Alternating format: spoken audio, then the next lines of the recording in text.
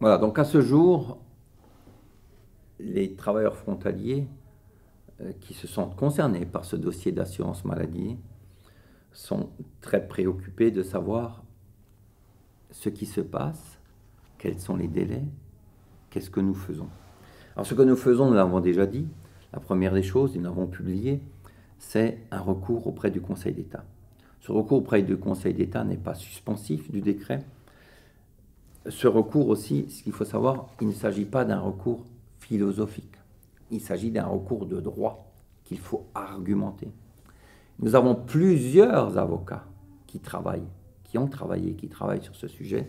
Voilà déjà, rien que, disons à titre d'information, voilà un petit peu tous les arguments qui ont été donnés. Les arguments sont très nombreux. Les arguments de droit et les arguments juridiques sont nombreux.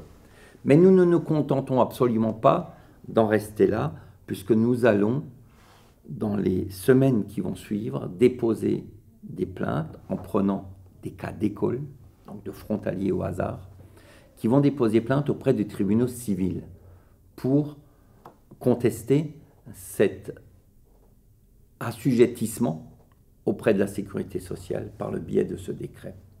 Ce qui nous évite de perdre du temps dans les procédures et surtout ce qui permettra à d'autres juges ou d'autres instances de donner leur avis et ce qui nous permettra aussi, à travers ces recours, par exemple devant les recours devant les tribunaux civils, de poser une question préjudicielle au Conseil constitutionnel ou une question préjudicielle auprès de la Cour européenne de justice, ou les deux.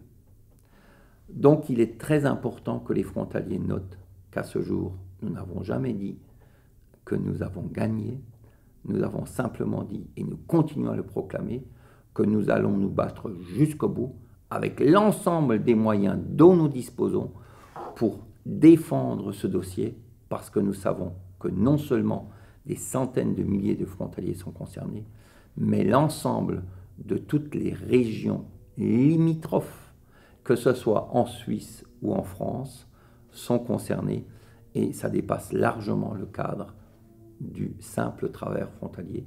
C'est une question d'économie, c'est une question de bon sens, c'est une question d'entrave à la libre circulation, de démotivation à aller chercher le travail là où il se trouve alors qu'il manque en France.